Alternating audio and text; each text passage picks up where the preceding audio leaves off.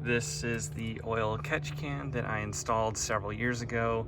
I love it. It works great. I empty it probably every other time I fill up with fuel, so maybe once a month, but it catches all the extra oil and keeps it from recycling back into the engine.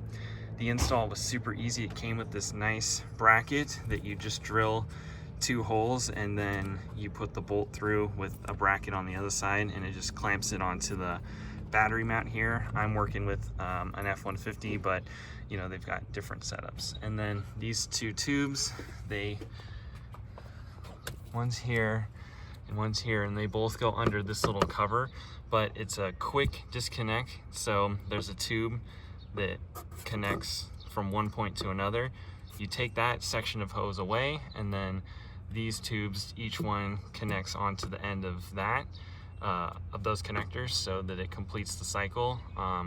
Super easy install, probably took me less than 30 minutes to drill the holes and connect it, but it unscrews very easily.